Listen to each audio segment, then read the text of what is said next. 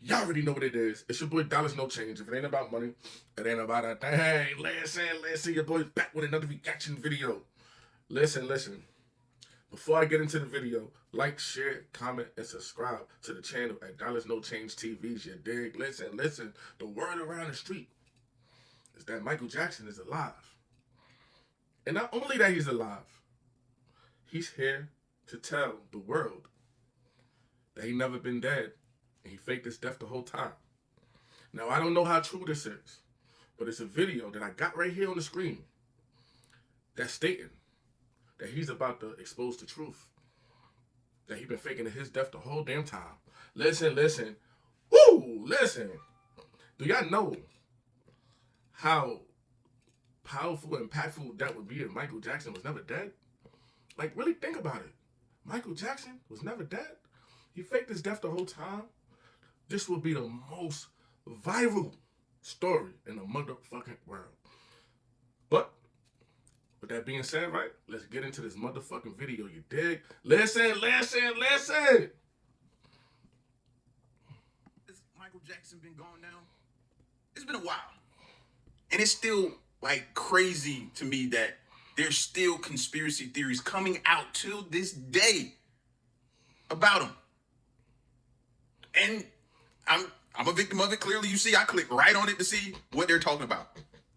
Like, he still garnishes that much attention being gone, which is crazy.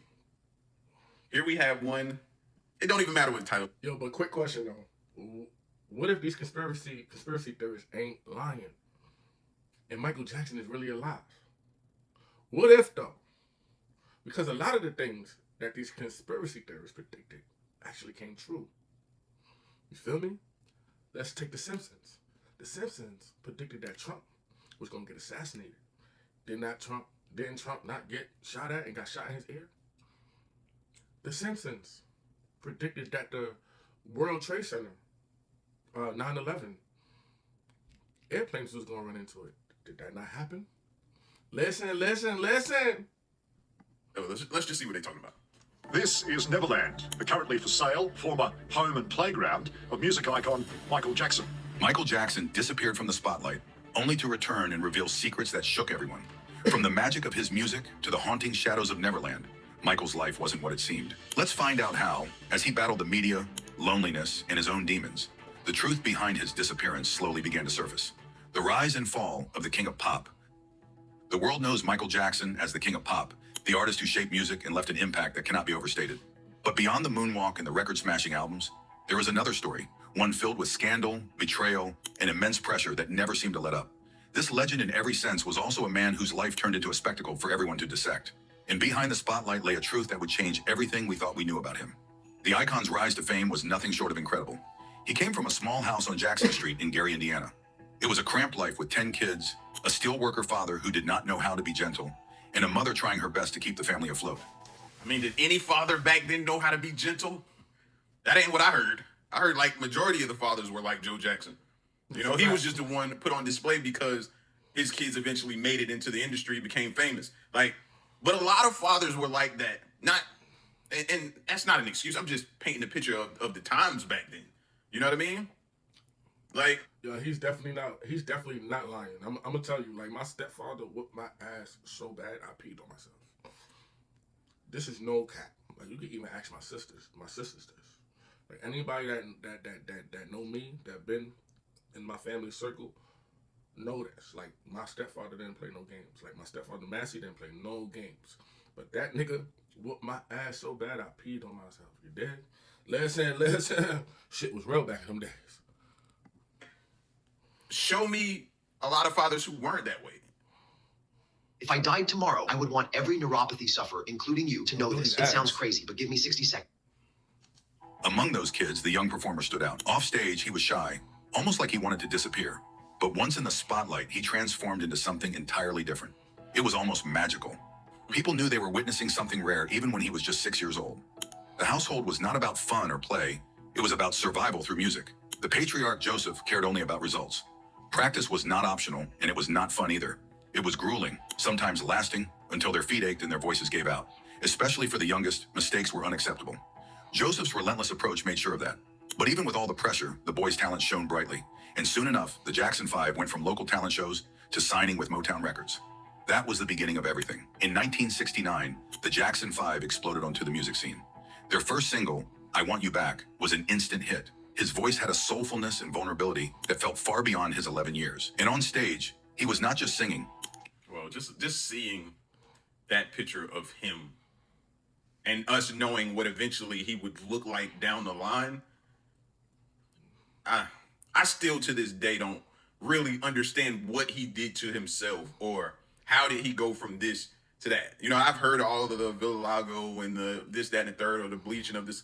I've heard several different stories, but I have no clue as to which one is the legitimate truth of what happened or what did he do or how did. I even watched the movie. I don't remember it like that, but I watched the movie back in the day, like the biopic of their picture, because I remember. Well, from what I heard, is that he was performing. He was doing his set. His head got caught on fire, and he ended up getting third-degree burns on his head, and ended up having to get his skin bleached because the third-degree burns were so severe. Bullshit story. Them niggas injected that man with something to turn him white. You dig? Listen. It was like a double VHS. It was a long movie, wasn't it? Maybe that's why I can't remember it. But I even watched that, and I can't recall what they said that he did. Felt far beyond his 11 years. And on stage, he was not just singing. He had a presence that was impossible to ignore. It was all instinct, not just rehearsed moves. Songs like ABC and I'll Be There made the Jackson 5 a household name. But even then, it was clear that the youngest member was something special. The spotlight was slowly shifting from the group to him. His brothers seemed content with the group's success, but not this performer. Fame was not enough. He wanted more. By 1971, he was already releasing solo tracks. And by 1979, he dropped Off the Wall. That album was a game changer. Songs like Don't Stop Till You Get Enough and Rock With You were fresh, energetic, and purely his own. It was the first time he stepped out from his brother's shadow, showing the world that he was not just another pop star, he was something else entirely. Then came Thriller. If Off the Wall was a spark, Thriller was an unstoppable blaze. Released in 1982, it did not just succeed, it shattered records. Tracks like Billie Jean and Beat It became cultural landmarks, and the Thriller music video was something the world had never seen before. It was 13 minutes of zombies, horror, and iconic dance moves. MTV played it non-stop, and everyone was hooked. In 1983, the entertainer introduced the world to the moonwalk while performing Billie Jean at the Motown 25th anniversary show. That's where he got most of us. I know that's where I was sold. I was hooked. I wasn't born for it when it debuted, but I'm saying, like, seeing that was like, how did he do that? And I don't care where you were. Most of us saw that, immediately found a slick kitchen floor or a bathroom floor or wherever it was that you could find slick enough to try to do the moonwalk. I don't care who you listen. Most of it, I'll admit it, bro. Billie Jean got my love. She just a girl. Yo, I ain't gonna lie. Like, when I first heard Billie Jean, yo, listen, bro. I was in a trance, bro. No cap. He is not lying, bro. And when I first seen that moonwalk, boy, I was like, yo, who is Michael Jackson? You feel me? Listen. I was just intrigued, bro. Like, I couldn't fathom him doing that moonwalk like that, man. Just sliding across the stage.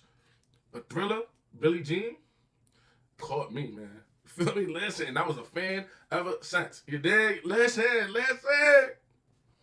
Bro, still to this day, if it come on, I'm trying to do the moonwalk right after it or during the performance. It was one of those moments that left everyone in awe. He glided backward across the stage, seemingly defying gravity. That performance sealed his fate as a global icon. By the mid-'80s, he was at the top of the world, selling out stadiums, dominating the charts, and making every music video a major event. But behind the glitter and the screaming fans, things were beginning to unravel. The kind of fame he had comes with a heavy cost, and the cracks were already showing. By the mid-'80s, the artist seemed to have everything. He was the most recognizable face in the world, with millions in album sales and fans who worshipped him. But who was he really? Fame had made him larger than life, but it also trapped him. Behind the strict upbringing of the Jackson family, he had never been allowed to just be a kid. His father, Joseph, did not want kids. He wanted performers, and he was molded to fit that role perfectly. As his solo career took off, the pressure only grew. Every move he made was under the microscope. His relationships, his mannerisms, even the way he looked was up for public debate. By the late 1970s, people noticed changes in his appearance. His skin was lighter, his nose was slimmer, his jawline sharper. Rumors started, maybe it was just a few surgeries, or maybe it was something more. By the mid-80s, those whispers turned into shouts. He said he had vitiligo, a condition that causes patches of skin to lose color. Medical reports would later confirm this, but the media did not care. They ran stories about him bleaching his skin, about him wanting to change who he was. The entertainer remained private, rarely speaking out, and the silence only made the rumors grow. Some saw him as a man struggling with his identity, while others defended him passionately. It was not just his skin. Over the years, his face seemed to change completely. It was not just cosmetic surgery. It was like he was trying to become someone else. Every change made him more mysterious, and the world could not... That's the thing. What made it hard for a lot of people to decipher was it the vitiligo, or however you say that word. You didn't see the patches, so I don't know if they blended the patches with makeup, and that's what was throwing people off, or what was it? Or was it actually him doing it to himself? Like, I still to this day, I don't think nobody has the... Listen, man, people gotta read between the lines, man, and understand that Michael Jackson was being attacked. But Michael Jackson didn't know he was being attacked, because when you're dealing with these powerful people, they do things, bro. They put things in your shoes. They put things in your hats. You feel what I'm saying? Like, they put things in your food, man, that could cause things to happen to you, man. Like, you dealing with a power, bro, that's different, bro. And this is what people gotta understand and stop and really use their common sense. This is what life is about. It's using your common sense and knowing what's right and knowing what's wrong. Most people don't know how to use their common sense. They don't know how to dissect the truth from a lie. Listen. Actual truth, except the people closest to him, and they may be not saying anything. But I don't know if it was actually a condition or something he was doing. And when you see the chin, the nose, and everything else, you start to say, maybe he's doing this to himself. Not get enough of trying to figure out who he really was. For him, the scrutiny was suffocating. He once talked about looking in the mirror and not recognizing himself. He wore the single glove, the fedora, and the sequin jackets like armor, trying to protect himself from the harsh world that demanded he be perfect. As Michael's fame grew, the pressure and loneliness only deepened. Neverland, a dream turned nightmare. Yeah, brand new, super efficient air conditioning system installed, and do not put a single penny down in the... The fame and scrutiny isolated Michael Jackson further. Even the people closest to him seemed to have their own agendas. Friends turned into opportunists, and the pop icon retreated to his own world. He built Neverland Ranch, a massive estate that was supposed to be his refuge. It was filled with amusement rides, zoo animals, and everything he thought could bring back the joy of childhood. But even there, the world would not leave him alone. The media branded him Wacko Jacko, and it stuck. They ridiculed everything he did, from his pet chimpanzee, Bubbles, to his love for theme parks. It did not matter if these things brought him happiness. To the rest of the world, they were just proof that he was losing touch with reality. And the entertainer, whether consciously or not, leaned into that narrative, blurring the line between his true self and the character that the media had painted him to be. Neverland Ranch became both a dream and a nightmare for the performer. Built in the late 1980s, it was supposed to be a paradise where he could live out his lost childhood. Inspired by Peter Pan, it symbolized everything the star felt he had missed: freedom, innocence, and fun. He invited children, families, and underprivileged kids to enjoy the rides and zoo. It was his way of giving back, of creating happiness for others. But as the 1990s rolled in, whispers about Neverland began to spread.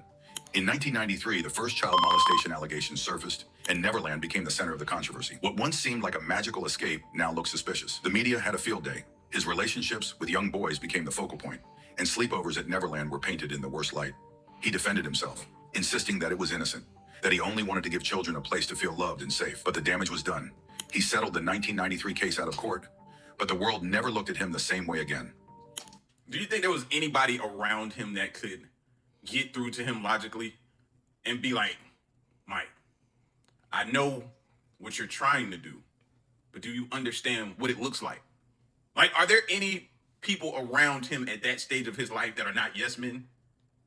Is there anybody that could be like, hey, bro, that ain't it, and that's going to land you in hot water. We're not doing it. Listen, bro. Michael Jackson brought Neverland because he never had a childhood. So like they said in the video, it was one of his ways to give back to the kids. But the government, Sony Records, Tommy Mottola, was trying to find a way to frame him for molesting children and putting him under that pedophile shit. You feel me? Listen. They paid people off. They paid parents off to make their kids say that Michael Jackson did this, did that, and Michael Jackson made us do this and do that. You feel me? And this is how the government destroys you. They break down your image. And then once they break down your image, they start saying you crazy. You know what I'm saying? They start saying you crazy. You know what I'm saying? And then they start saying all this other stuff that plays a part with destroying your image. You feel me? But listen, man, I thought this video was gonna have more information, man, but obviously it's the same old story that's already out there. This ain't nothing new. Michael Jackson ain't come out. He's not speaking. You feel me? And I'm sorry that I even did this video, man, but once again, these conspiracy theorists got me. They got him. You feel me? But listen, man, you already know what it is. You feel me? I already know what it is. It's your boy Dollars No Change. If it ain't about money, it ain't about that thing. Listen, like, share, comment, and subscribe to the channel at Dollars No Change TV. You dig? I am gone.